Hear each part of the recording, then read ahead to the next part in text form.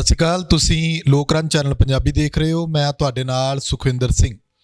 ਮੇਰੇ ਨਾਲ ਇਸ ਵੇਲੇ ਬਾਪੂ ਬਲਕੌਰ ਸਿੰਘ ਜੀ ਮੌਜੂਦ ਨੇ। ਕਿਸੇ ਜਾਣ ਪਛਾਣ ਦੇ ਮੁਹਤਾਜ ਨਹੀਂ। ਅਸੀਂ ਇਹਨਾਂ ਕੋਲ ਇਹ ਜਾਣਨ ਆਏ ਹਾਂ ਕਿ ਪੰਜਾਬੀ ਤੇ ਪੰਜਾਬੀਅਤ ਦੀਆਂ ਜਿਹੜੀਆਂ ਡੀਂਗਾਂ ਲੋਕ ਮਾਰਦੇ ਨੇ ਕਿ ਸਾਡਾ ਪੰਜਾਬ ਇਸ ਤਰ੍ਹਾਂ ਦਾ ਹੁੰਦਾ ਸੀ, ਅੱਜ ਪੰਜਾਬ ਨਾਲ ਧੱਕਾ ਕਿਉਂ ਹੋ ਰਿਹਾ, ਇਹਦੇ ਲਈ ਜ਼ਿੰਮੇਵਾਰ ਕੌਣ ਹੈ।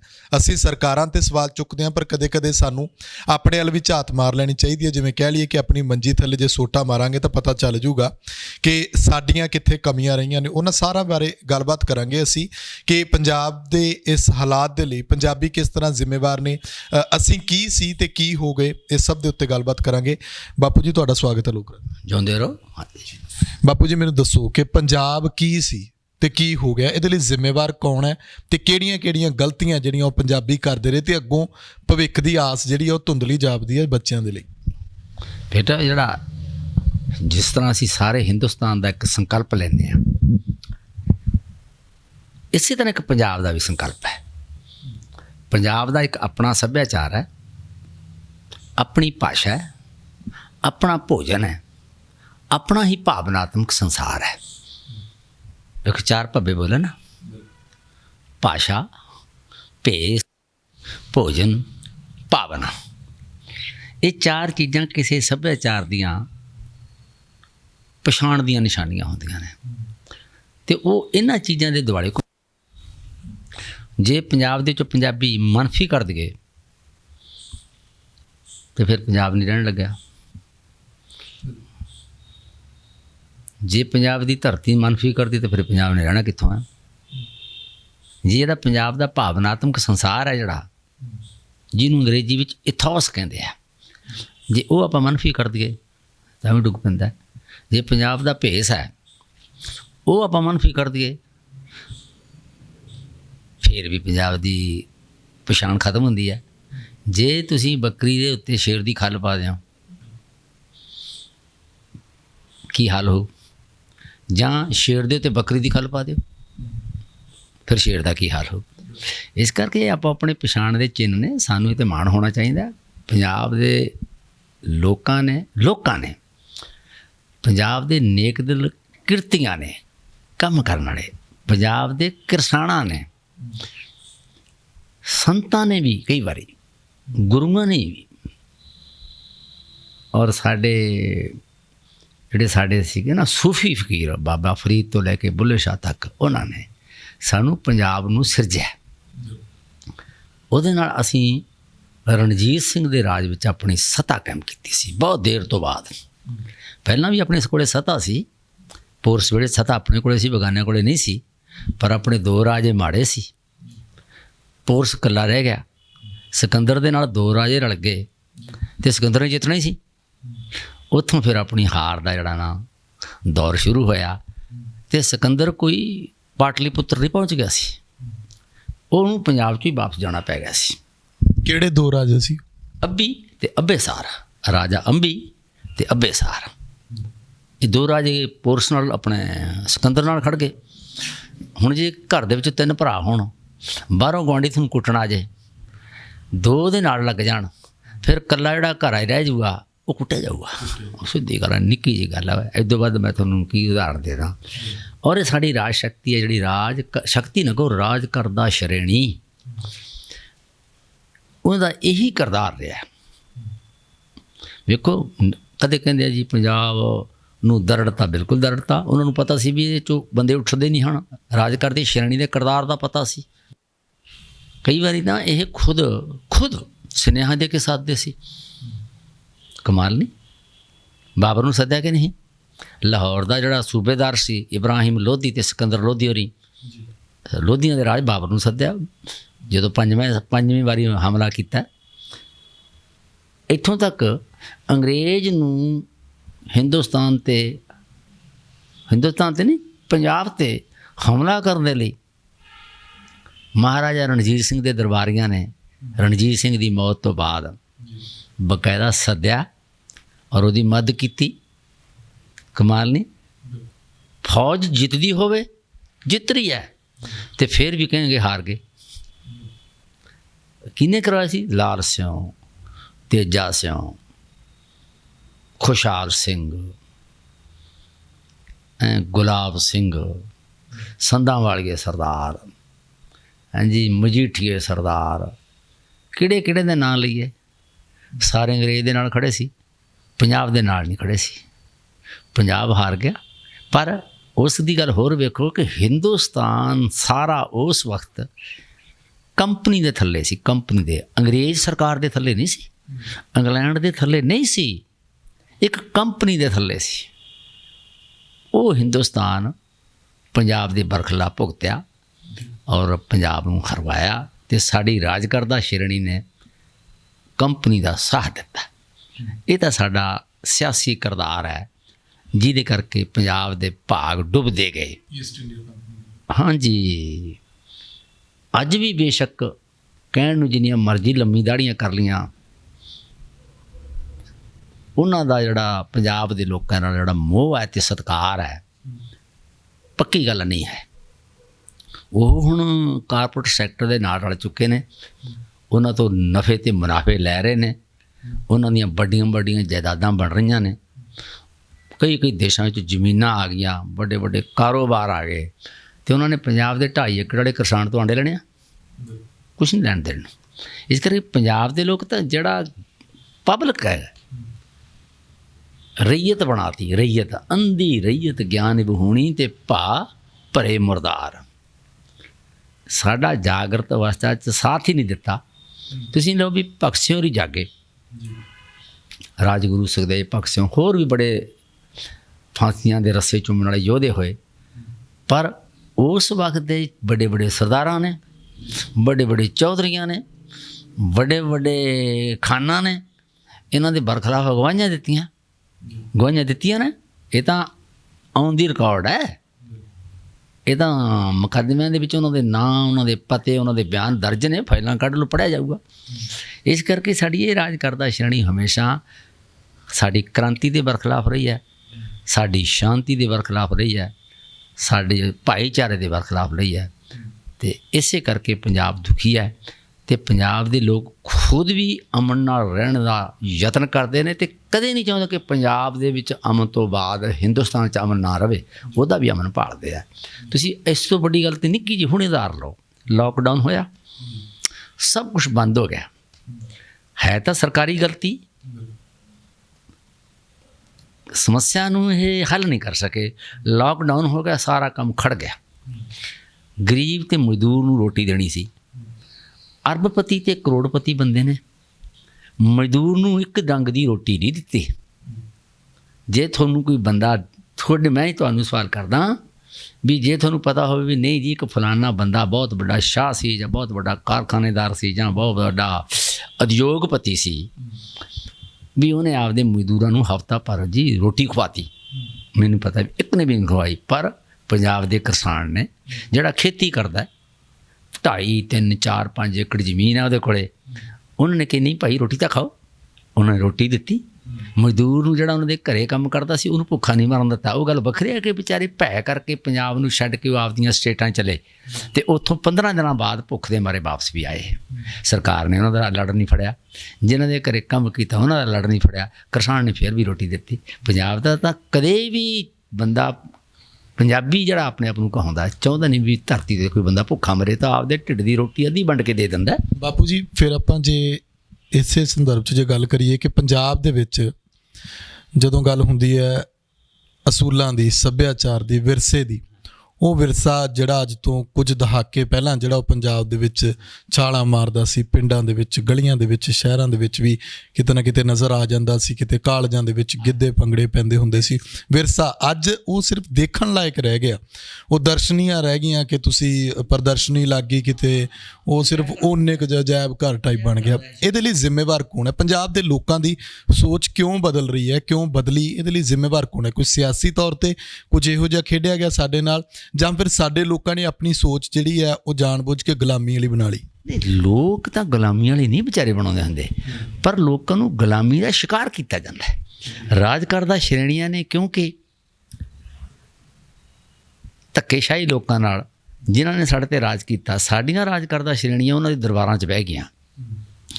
ਜਦੋਂ ਉਹਨਾਂ ਦੇ ਦਰਬਾਰਾਂ 'ਚ ਬਹਿ ਗਈਆਂ ਤਾਂ ਉਹਨਾਂ ਦੀ ਭਾਸ਼ਾ ਵੀ ਉਹਨਾਂ ਨੂੰ ਬੋਲਣੀ ਪਈ, ਸਿੱਖਣੀ ਪਈ, ਔਰ ਉਹ 'ਤੇ ਮਾਣ ਵੀ ਕਰਨਾ ਪਿਆ ਬਾਬੇ ਨਾਨਕ ਤੋਂ ਵੱਡੀ ਤਾਂ ਗੱਲ ਕੋਈ ਬੰਦਾ ਕਹਿ ਨਹੀਂ ਸਕਦਾ।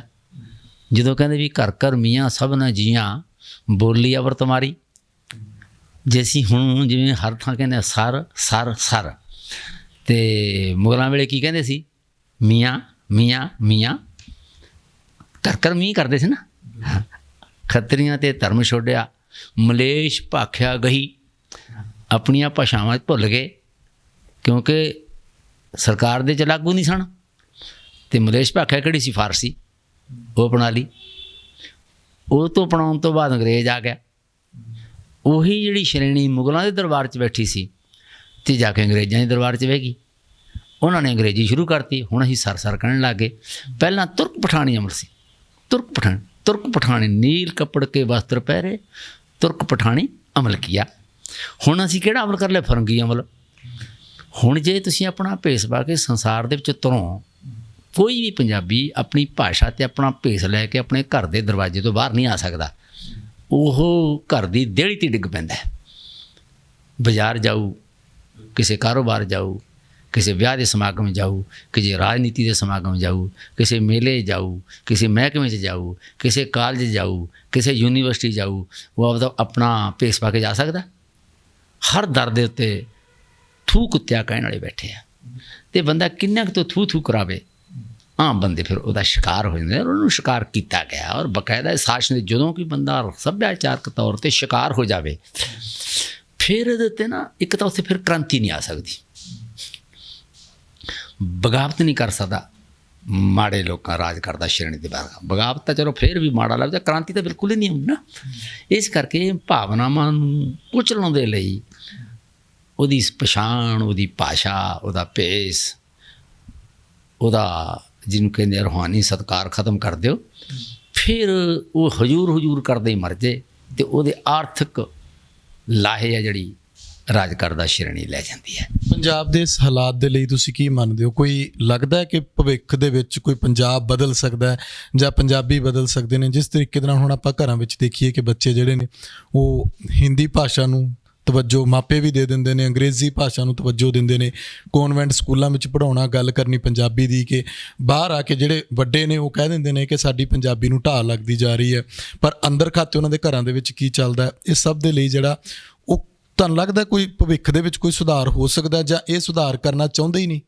ਸੁਧਾਰ ਤਾਂ ਹਮੇਸ਼ਾ ਹੀ ਹੋ ਸਕਦਾ, ਸੁਧਾਰਾਂ ਤੋਂ ਤੁਸੀਂ ਇਨਕਾਰ ਨਹੀਂ ਕਰਦੇ, ਪਰ ਇਹ ਨਹੀਂ ਚਾਹੁੰਦੇ। ਇਹ ਫਰੇਬ ਕਰਦੇ ਨੇ, ਮਕਰ ਢੌਂਗ ਰਚਾਉਂਦੇ ਨੇ, ਫਰੇਬ ਕਰਦੇ ਨੇ, ਮਕਰ ਕਰਦੇ ਨੇ। ਦੇਖੋ ਪੰਜਾਬੀ ਹੈ ਜਿਹੜੀ 13 ਕਰੋੜ ਲੋਕਾਂ ਦੀ ਭਾਸ਼ਾ ਹੈ ਅਤੇ 10ਵੀਂ ਵੱਡੀ ਭਾਸ਼ਾ ਹੈ। ਸਾਰੀ ਦੁਨੀਆ ਦੇ ਵਿੱਚ ਥੋੜ੍ਹਾ 10ਵਾਂ ਨਾ ਹੋਵੇ, ਥੋੜ੍ਹੇ ਨੂੰ 9 ਵੱਡੀਆਂ ਭਾਸ਼ਾਵਾਂ ਰਹਿ ਗਈਆਂ, ਕੋਈ ਛੋਟੀ ਮੋਟੀ ਚੀਜ਼ ਹੈ। ਜੇ ਪਖੰਡ ਛੱਡ ਦੇਣ ਅਤੇ ਪੰਜਾਬ ਨੂੰ ਆਰਥਿਕ ਤੌਰ 'ਤੇ ਤਕੜਾ ਕਰ ਦੇਣ, ਪਹਿਲੀ ਗੱਲ ਤਾਂ ਪੰਜਾਬ ਦੀ ਵਿਚਾਰਾਂ ਦੀ ਬਹੁਤ ਵੱਡੇ ਮੰਦੇ ਪਾ ਗਏ ਹੋਏ ਕਿ ਪੰਜਾਬ ਦੇ ਟੁਕੜੇ ਹੋ ਗਏ। ਜਿਹੜਾ ਸਹੀ ਪੰਜਾਬ ਸੀ ਉਹ ਪਾਕਿਸਤਾਨ ਵਾਲੇ ਪਾਸੇ ਚਲੇ ਗਿਆ। ਜਿਹੜਾ ਹਿੰਦੁਸਤਾਨ ਵਾਲੇ ਪੰਜਾਬ ਸੀਗਾ ਉਹਦੇ ਵਿੱਚੋਂ ਹਰਿਆਣਾ ਅਤੇ ਹਿਮਾਚਲ ਵੰਡੇ ਗਏ। ਸਾਨੂੰ ਸੁਭਾਵਿਕ ਐਡਮਿਨਿਸਟ੍ਰੇਟਿਵ ਵੰਡ ਦਾ ਕੋਈ ਇਤਰਾਜ਼ ਨਹੀਂ, ਪ੍ਰਬੰਧਕੀ ਵੰਡ ਕਰਨ ਉਹਦਾ ਕੋਈ ਇਤਰਾਜ਼ ਨਹੀਂ, ਪਰ ਇਹਨਾਂ ਦੇ ਇਹੋ ਜਿਹੀਆਂ ਹੱਦਾਂ ਖਿੱਚਤੀਆਂ।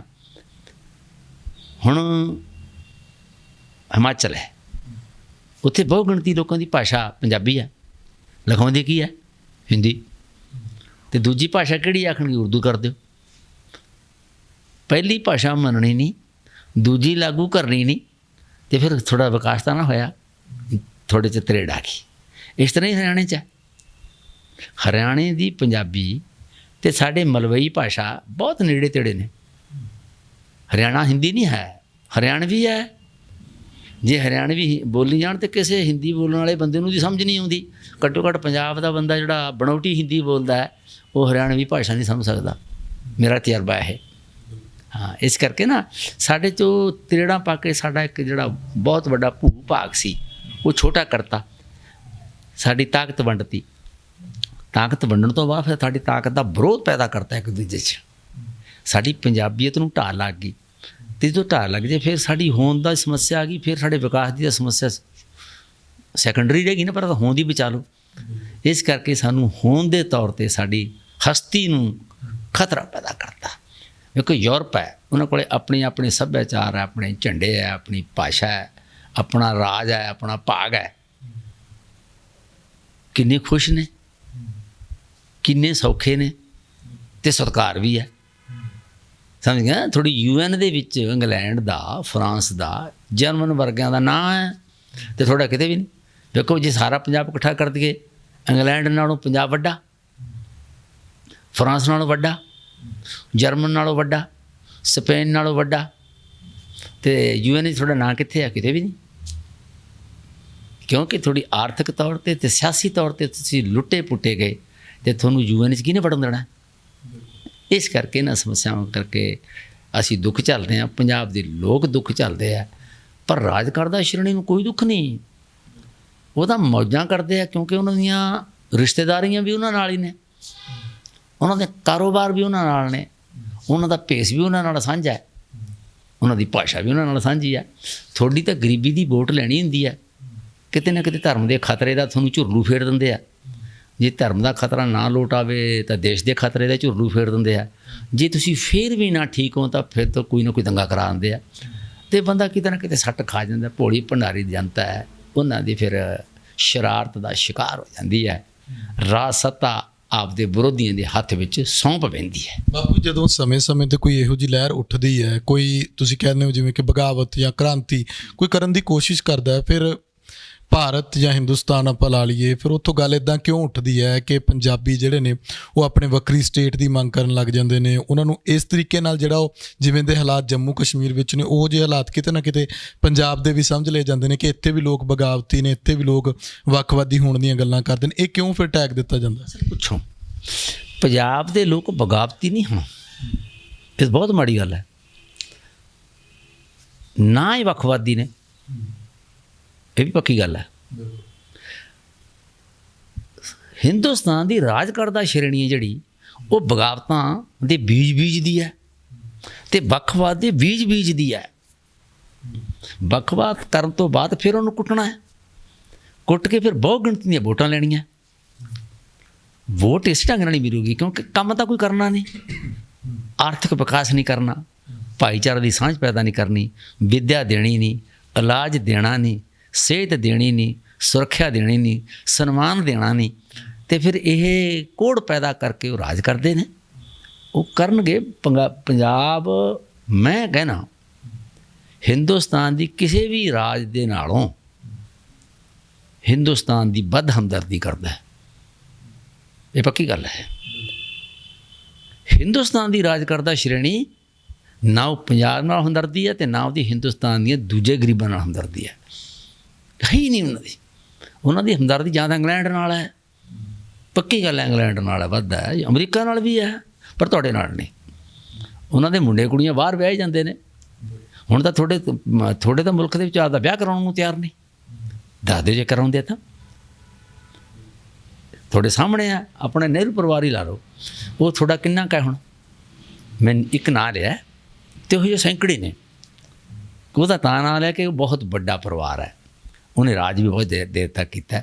35 ਕੇ 37 ਸਾਲ ਇੱਕ ਨਹਿਰੂ ਪਰਿਵਾਰ ਦਾ ਰਾਜ ਹੋਵੇ, ਪ੍ਰਧਾਨ ਮੰਤਰੀ ਤਿੰਨ ਹੋ ਜਾਣ ਇੱਕ ਪਰਿਵਾਰ 'ਚੋਂ। ਹਾਲਾਂਕਿ ਨਹਿਰੂ ਤੋਂ ਬਾਅਦ ਕੋਈ ਚੱਜ ਨਾਲ ਪੜ੍ਹਿਆ ਵੀ ਨਹੀਂ ਸੀ। ਇੰਦਰਾ ਗਾਂਧੀ ਕੋਈ ਚੱਜ ਨਾਲ ਨਹੀਂ ਪੜ੍ਹੀ ਸੀ, 12 ਮਾਸ ਪਾਸ ਮਸਾ ਸੀ। ਰਾਜੀਵ ਗਾਂਧੀ ਵੀ ਚੱਜ ਨਾਲ ਨਹੀਂ ਪੜ੍ਹਿਆ। ਹੁਣ ਆਪਣਾ ਕਾਕਾ ਜੀ ਹੁਣ ਹੋਰ ਨੇ, ਜਿਹਨੂੰ ਆਪਾਂ ਰਾਹੁਲ ਗਾਂਧੀ ਕਹਿੰਦੇ ਹਾਂ, ਉਹ ਵੀ ਪੜ੍ਹਨ ਦੇ ਵਿੱਚ ਕਾਫੀ ਉਹ ਪੈਰ ਪਿੱਛੇ ਘੜੀਸਦਾ ਸੀਗਾ। ਅਤੇ ਪਰ ਕਦੇ ਨਾ ਕਦੇ ਅਸੀਂ ਉਹਨੂੰ ਪ੍ਰਧਾਨ ਮੰਤਰੀ ਬਣਾ ਦਿਆਂਗੇ। ਠੀਕ ਹੈ ਨਾ। ਜਿਨ੍ਹਾਂ ਕੋਲ ਕੈਲੀਬਰ, ਕਰੈਕਟਰ ਅਤੇ ਕੁਆਲੀਫਿਕੇਸ਼ਨ ਨਹੀਂ, ਉਹ ਦੇਸ਼ ਦੀ ਅਗਵਾਈ ਕਰਦਾ। ਉਹ ਕਿਤੇ ਨਾ ਕਿਤੇ ਸ਼ਰਾਰਤ ਪਾਸ ਅਗਵਾਈ ਕਰਦਾ, ਕੋਈ ਵੀ ਹੋਵੇ। ਹੁਣ ਆਪਣਾ ਪ੍ਰਧਾਨ ਮੰਤਰੀ ਹੋਣੀ, ਉਹਦੇ ਕੋਲ ਕਰੈਕਟਰ, ਕੈਲੀਬਰ ਅਤੇ ਕੁਆਲੀਫਿਕੇਸ਼ਨ ਜਿਹੜੀ ਹੋਣੀ ਚਾਹੀਦੀ ਹੈ, ਉਹ ਤਾਂ ਹੈ ਨਹੀਂ। ਛਾਤੀ ਜ਼ਰੂਰ 56 ਇੰਚ ਹੈ। ਸਿਆਸਤਦਾਨ ਦੀ ਛਾਤੀ 56 ਇੰਚ ਹੋਣੀ ਜ਼ਰੂਰੀ ਹੈ। ਉਹ ਕਿਹੜਾ ਹਾਕੀ ਦਾ ਮੈਚ ਖੇਡਣਾ ਜੀ, ਜਾਂ ਕਿਸੇ ਭਲਵਾਨ ਦਾ ਮਤਲਬ ਖਾੜੇ ਦੇ ਵਿੱਚ ਉਹਨੇ ਥਾਪੀ ਮਾਰ ਕੇ ਆਉਣਾ। ਉਹਨਾਂ ਦਾ ਕੈਲੀਬਰ ਵੇਖੋ, ਕਰੈਕਟਰ ਵੇਖੋ, ਉਹਨਾਂ ਦੇ ਕਿਰਦਾਰ ਵੇਖੋ, ਉਹਨਾਂ ਦੀ ਕੁਆਲੀਫਿਕੇਸ਼ਨ ਵੇਖੋ। ਬਾਪੂ ਜੀ, ਤੁਸੀਂ ਇੱਥੇ ਪੰਜਾਬ ਦੇ ਜਿਹੜੇ ਕਿਸਾਨੀ ਸੰਕਟ ਹੈ, ਹੋਰ ਵੀ ਬੜੇ ਸੰਕਟ ਨੇ ਪੰਜਾਬ ਨੂੰ, ਤੁਸੀਂ ਪੰਜਾਬ ਦੇ ਕਿਸਾਨੀ ਸੰਕਟ ਲਈ ਕਿਹਨੂੰ ਜ਼ਿੰਮੇਵਾਰ ਮੰਗਦੇ? ਸਰਕਾਰਾਂ ਦੇ ਨਾਲ ਕੀ ਕਿਸਾਨ ਜ਼ਿੰਮੇਵਾਰ ਨਹੀਂ ਆਪਣੇ ਇਸ ਲਈ? ਸਰਕਾਰਾਂ ਜ਼ਿੰਮੇਵਾਰ ਹੈ। ਵੇਖੋ ਕਮਾਲ ਗੱਲ ਪੁੱਤ, ਵੇਖੋ ਜੇ ਤਾਂ ਕਿਸਾਨ ਨੇ ਕਦੇ ਖੇਤੀ ਛੱਡੀ ਹੈ ਤਾਂ ਦੱਸ ਦਿਓ। ਕਿਸਾਨ ਤਾਂ ਪੁੱਤ ਜਦੋਂ ਕਿਸਾਨਾਂ ਦਾ ਮੁੰਡਾ 16-17 ਸਾਲ ਦਾ ਹੋ ਜਾਂਦਾ ਨਾ, ਉਹ ਖੇਤ 'ਚ ਵੜ ਜਾਂਦਾ ਹੈ ਤੇ 80-80 90-90 ਸਾਲ ਦੀ ਉਮਰ ਤੱਕ ਉਹ ਕੰਮ ਕਰਦਾ ਹੈ। ਆਪਣੇ ਦਾਦਿਆਂ ਨੇ ਕੰਮ ਛੱਡਿਆ? ਜੇ ਛੱਡਿਆ ਦੱਸ ਦਿਓ, ਪਿਓ ਨੇ ਛੱਡਿਆ? 85-85 ਸਾਲ ਦੇ ਬੁੱਢੇ ਖੇਤ ਦੀ ਵੱਟ ਤੇ ਕੰਮ ਕਰਦੇ ਵੇਖੇ ਆ, ਹੁਣ ਵੀ ਕਰਦੇ ਨੇ। ਇਹ ਜ਼ਿੰਮੇਵਾਰੀਆਂ ਹਾਂ, ਇਹ ਜਿਹੜੀ ਪੈਦਾਵਾਰ ਕਰਦੇ ਆ ਉਹਦੀ ਜਿਹੜਾ ਸਿਸਟਮ ਹੈ ਨਾ ਕੀਮਤ ਦਾ, ਉਹ ਸਰਕਾਰ ਦੇ ਹੱਥ 'ਚ ਹੈ।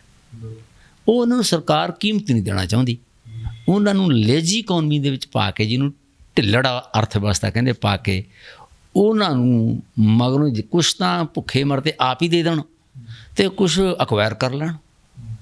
ਕਿਸਾਨ ਜਦੋਂ ਭੁੱਖਾ ਮਰਦਾ ਆਪਦੀ ਜ਼ਮੀਨ ਛੱਡ ਦਿੰਦਾ ਕਿ ਨਹੀਂ? ਜਿਹੜਾ ਕੋਈ ਮਾੜੇ ਮੋਟੇ ਬਚ ਗਏ ਉਹਨਾਂ ਦੀ ਇਹਨਾਂ ਨੇ ਖੁਦ ਮੁੱਲ ਲੈ ਲੈਣੀ ਹੈ ਔਰ ਅਕਵਾਇਰ ਕਰ ਲੈਣੀ ਹੈ। ਪਿੱਛੇ ਵੇਖੋ, ਲੁਧਿਆਣਾ ਸ਼ਹਿਰ ਹੀ ਲਾ ਲਓ, ਪਿਛਲੇ 1990 ਤੋਂ ਲੈ ਕੇ ਹੁਣ ਤੱਕ 54 ਪਿੰਡ ਖਾ ਗਿਆ। ਉਹ ਪਿੰਡ ਉਜੜਨਾ ਚਾਹੁੰਦੇ ਸੀ? ਵੈਸੇ ਪੁੱਛੋ, ਇੱਕ ਪਿੰਡ ਦਾ ਨਾਂ ਲੈ ਦੇ ਜਿਹੜਾ ਇਹ ਕਹਿੰਦਾ ਵੀ ਮੈਂ ਉਜੜਨਾ ਚਾਹੁੰਦਾ ਸੀ, ਮੈਂ ਤਾਂ ਉਜੜਿਆ। ਉਜਾੜੇ ਗਏ ਨਾ, ਇਸ ਕਰਕੇ ਇਹਨੂੰ ਉਜਾੜਿਆ ਜਾਂਦਾ, ਸਰਕਾਰੀ ਨੀਤੀਆਂ ਦੇ ਤਹਿਤ ਉਜਾੜਿਆ ਜਾਂਦਾ ਹੈ। ਲੋਕਾਂ ਦੇ ਵਿੱਚ ਵੀ ਤਾਂ ਪਿੰਡਾਂ ਦੇ ਵਿੱਚ ਹੋੜ ਰਹਿੰਦੀ ਹੈ ਕਿ ਅਸੀਂ ਜਾ ਕੇ ਸ਼ਹਿਰ ਦੇ ਵਿੱਚ ਰਹੀਏ, ਅਸੀਂ ਵੀ ਸ਼ਹਿਰ ਦੀਆਂ ਸੁੱਖ ਸਹੂਲਤਾਂ ਮਾਣੀਏ। ਦੂਜੀ ਗੱਲ ਇਹ ਕਿ ਕਿਸਾਨੀ ਨੂੰ ਇਸ ਲਈ ਕਈ ਲੋਕ ਜ਼ਿੰਮੇਵਾਰ ਠਹਿਰਾਉਂਦੇ ਨੇ। ਮੈਂ ਉਹਦਾ ਜਵਾਬ ਤੁਹਾਡੇ ਤੋਂ ਪੁੱਛਣਾ। ਕਿਸਾਨਾਂ ਨੂੰ ਕਿਹਾ ਜਾਂਦਾ ਹੈ ਕਿ ਇਹ ਫੁਕਰਪੁਣਾ ਕਰਦੇ ਨੇ, ਜਦੋਂ ਕੋਈ ਖੁਦਕੁਸ਼ੀ ਹੁੰਦੀ ਹੈ ਤਾਂ ਕਹਿੰਦੇ ਨੇ ਜੀ ਇਹਨੇ ਪਹਿਲਾਂ ਲੋਨ 'ਤੇ ਟਰੈਕਟਰ ਲੈ ਲਿਆ, ਫਿਰ ਉਹ ਧੀ ਦੇ ਵਿਆਹ ਦੇ ਲਈ ਵੇਚਤਾ। ਇਹੋ ਜਿਹਾ ਕੁਝ ਕੋਈ ਨਾ ਕੋਈ ਹੱਥਕੰਡੇ ਅਪਣਾ ਕੇ ਕਿਤੇ ਨਾ ਕਿਤੇ ਗੀਤਾਂ ਦੇ ਵਿੱਚ ਜਿਵੇਂ ਬੜਾਵਾ ਦੇ ਦਿੱਤਾ ਜਾਂਦਾ। ਉਹ ਕਹਿੰਦੇ ਕਿਸਾਨਾਂ ਦੀ ਜਿਹੜੀ ਅੱਜ ਕੱਲ੍ਹ ਦੀ ਪੀੜ੍ਹੀ ਹੈ ਉਹ ਇਸ ਲਈ ਜ਼ਿੰਮੇਵਾਰ ਹੈ ਕਿ ਕਿਸਾਨੀ ਸੰਕਟ ਜਿਹੜਾ ਤੁਸੀਂ ਮੰਨਦੇ ਹੋ? ਇਸ ਬਿਲਕੁਲ ਝੂਠ ਬੇਟਾ। ਕਮਾਲ ਦੀ ਗੱਲ ਹੈ ਵੀ ਜਿਹੜਾ ਕਿਸਾਨ ਨੇ ਖੁਦਕੁਸ਼ੀ ਕੀਤੀ ਹੈ, ਇਹ ਸਰਵੇ ਹੋਇਆ ਪੰਜਾਬ ਖੇਤੀਬਾੜੀ ਯੂਨੀਵਰਸਿਟੀ ਦਾ, ਉੱਥੇ ਸੁਖਪਾਲ ਸਿੰਘ ਹੈ। ਖੁਦਕੁਸ਼ੀ ਕਰਨ ਵਾਲਾ ਬੰਦਾ ਕੋਈ ਸ਼ਰਾਬੀ ਕੁਆਬੀ ਨਹੀਂ ਸੀ, ਕਿਸੇ ਪ੍ਰਕਾਰ ਦਾ ਨਸ਼ਾ ਨਹੀਂ ਕਰਦਾ ਸੀ, ਬਿਲਕੁਲ ਕਿਰਤ ਕਰਦਾ ਸੀ। ਹਾਂ, ਘਰ ਦੇ ਖਰਚੇ ਹੈ, ਵੇਖੋ ਧੀ ਤਾਂ ਵਿਆਹੁਣੀ ਹੈ, ਪੁੱਤ ਵੀ ਵਿਆਹੁਣਾ, ਮਾਂ ਬਾਪ ਬਿਮਾਰ ਹੈ ਤਾਂ ਇਲਾਜ ਵੀ ਕਰਾਉਣਾ, ਠੀਕ ਹੈ ਨਾ। ਇਲਾਜ ਮਹਿੰਗਾ ਹੈ, ਇੰਨਾ ਮਹਿੰਗਾ ਸਰਕਾਰ ਨੇ ਇਲਾਜ ਸਸਤਾ ਕੀਤਾ ਹੀ ਨਹੀਂ। ਅਤੇ ਮਹਿੰਗੇ ਇਲਾਜ ਦੇ ਵਿੱਚ ਉਹ ਕਹਿੰਦੇ ਜੇ ਮੇਰੇ ਘਰ ਦਾ ਜੀਅ ਬਚ ਰਹੇ ਅਤੇ ਉਹਦੀ ਪੂੰਜੀ ਲੱਗ ਜਾਂਦੀ ਹੈ, ਜ਼ਮੀਨ ਉਹ ਗਹਿਣੇ ਧਰਦਾ ਹੈ, ਕਰਜ਼ਾ ਵੀ ਲੈਂਦਾ ਹੈ, ਕਰਜ਼ਾ ਉਤਰਦਾ। ਕਰਜ਼ਾ ਇੱਕ ਇਹੋ ਜਿਹਾ ਵਿਸ਼ ਸਰਕਲ ਹੈ। ਹਿੰਦੁਸਤਾਨ ਨੇ ਕਰਜ਼ਾ ਲਿਆ ਨਾ, ਹਿੰਦੁਸਤਾਨ ਤਾਂ ਇੱਕ ਦੇਸ਼ ਹੈ, ਹਿੰਦੁਸਤਾਨ ਨੇ ਆਪਦਾ ਕਰਜ਼ਾ ਉਤਾਰਤਾ? ਪੁੱਛੋ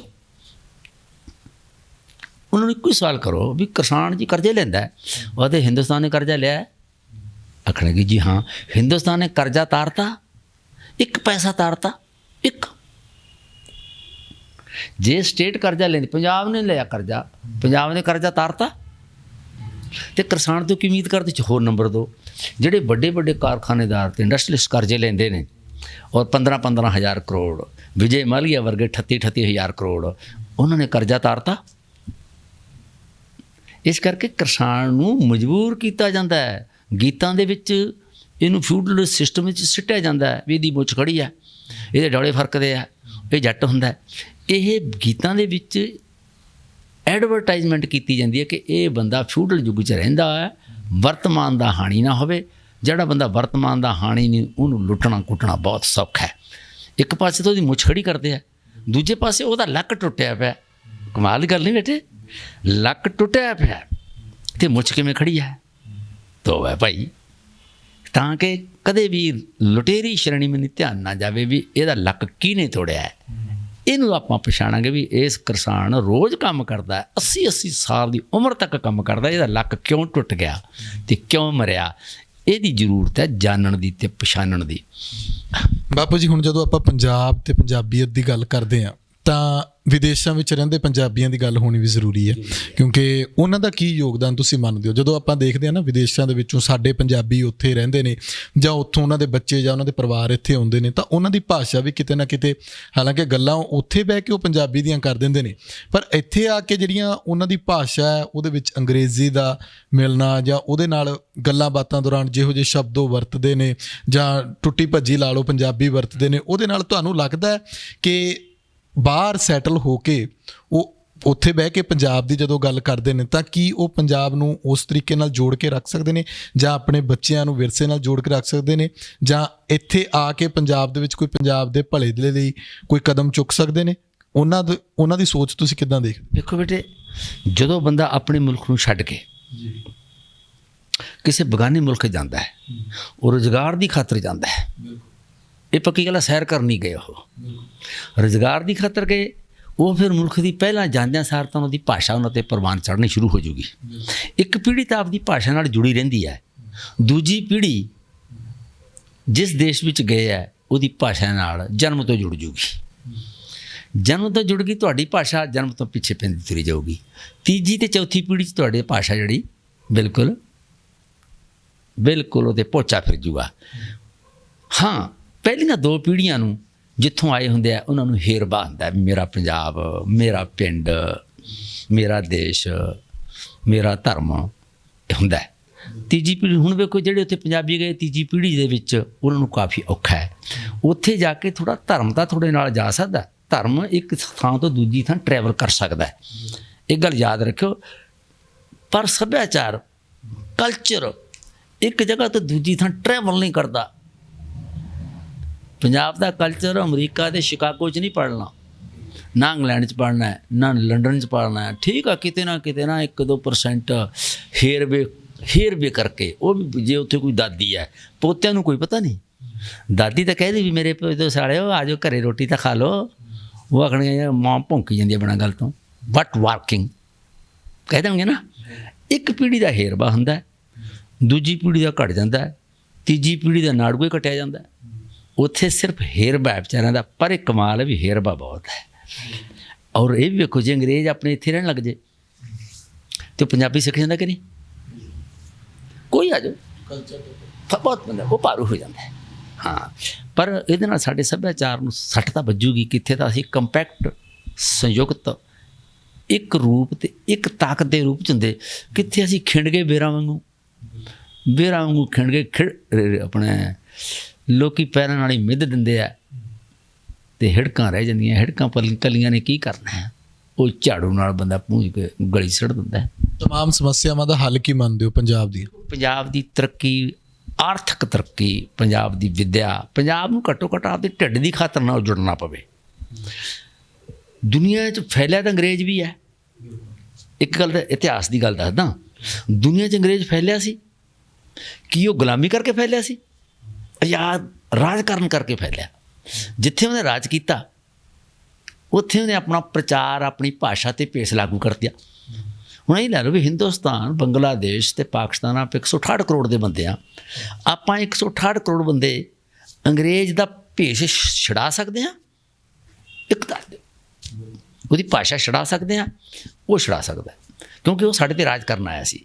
ਰਾਜ ਕਰਕੇ ਕਰਨ ਜਾਣਾ ਅਤੇ ਉਦੋਂ ਰਾਜ ਕਰਦਾ ਸ਼੍ਰੇਣੀ ਨੂੰ ਕੋਈ ਖਤਰਾ ਨਹੀਂ ਹੁੰਦਾ, ਕਿਉਂਕਿ ਉੱਥੇ ਰਾਜ ਕਰਦੀ ਹੈ ਅਤੇ ਉੱਥੋਂ ਦੀ ਆਰਥਿਕ ਲੁੱਟ ਕਰਦੀ ਹੈ, ਸੋਮਿਆਂ ਦੀ ਅਤੇ ਮਨੁੱਖੀ ਸੋਮਿਆਂ ਦੀ। ਕੁਦਰਤੀ ਸੋਮੇ ਅਤੇ ਮਨੁੱਖੀ ਸੋਮੇ, 2 ਸੋਮੇ ਵੱਡੇ ਹੁੰਦੇ ਨੇ।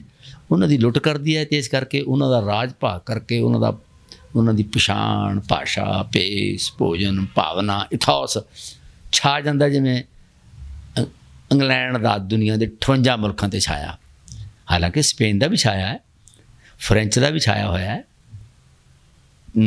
ਟਰਕੀ ਦਾ ਛਾਇਆ ਹੋਇਆ, ਗਿਆ ਸੀ ਨਾ। ਅਰਬਾਂ ਦਾ ਛਾਇਆ ਹੋਇਆ, ਅਰਬਾਂ ਨੇ ਆਪਣੇ 'ਤੇ ਰਾਜ ਕੀਤਾ ਸੀਗਾ। ਅਰਬਾਂ ਦਾ ਨਾ ਐਡਾ ਵੱਡਾ ਦੇਸ਼ ਸੀ। ਅਰਬ ਦਾ ਹੁਣ ਵੀ 6 ਕਰੋੜ ਨਹੀਂ ਹਨ, ਅਤੇ ਉਹਨਾਂ ਦਾ ਵੀ ਆਪਣੇ 'ਤੇ ਪ੍ਰਭਾਵ ਰਿਹਾ। ਈਰਾਨ ਨੇ ਰਾਜ ਕੀਤਾ, ਉਹਦਾ ਵੀ ਆਪਣੇ 'ਤੇ ਪ੍ਰਭਾਵ ਰਿਹਾ। ਯੂਨਾਨ ਨੇ 10 ਕੁ ਸਾਲ ਹੀ ਆਏ ਸੀ, ਉਹਨਾਂ ਦਾ ਆਪਣੇ 'ਤੇ ਪ੍ਰਭਾਵ ਹੈ ਹੁਣ ਤੱਕ। ਜਿਹੜਾ ਰਾਜ ਕਰਦਾ ਉਹਦੇ ਕਲਚਰ ਨੂੰ, ਭੇਸ ਨੂੰ, ਭੋਜਨ ਅਤੇ ਭਾਵਨਾਵਾਂ ਨੂੰ ਕੋਈ ਖਤਰਾ ਨਹੀਂ, ਅਤੇ ਜਿਹਦੇ 'ਤੇ ਰਾਜ ਹੁੰਦਾ ਉਹਦੀ ਹੋਂਦ, ਉਹਦਾ ਅਦਬ, ਉਹਦਾ ਸੱਭਿਆਚਾਰ, ਉਹਦੀ ਭਾਸ਼ਾ, ਉਹਦਾ ਭੇਸ, ਉਹਦਾ ਭੋਜਨ ਸਿਰਫ ਅਤੇ ਸਿਰਫ ਅਜਾਇਬ ਘਰ 'ਚ ਰਹਿ ਜਾਂਦਾ ਹੈ। ਜ਼ਿੰਦਗੀ ਦੇ ਵਿੱਚੋਂ ਮਾਈਨਸ ਹੋ ਜਾਂਦਾ ਹੈ, ਮਨਫੀ ਹੋ ਜਾਂਦਾ ਹੈ। ਸ਼ੁਕਰੀਆ, ਧੰਨਵਾਦ।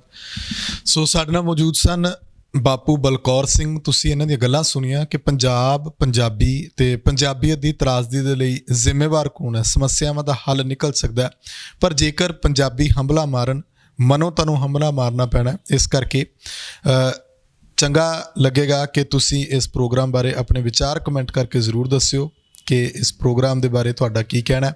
ਮੈਨੂੰ ਸੁਖਵਿੰਦਰ ਸਿੰਘ ਨੂੰ ਇਜਾਜ਼ਤ ਦਿਓ। ਲੋਕ ਰੰਗ ਚੈਨਲ ਪੰਜਾਬੀ ਨੂੰ ਸਬਸਕ੍ਰਾਈਬ ਕਰੋ। ਧੰਨਵਾਦ।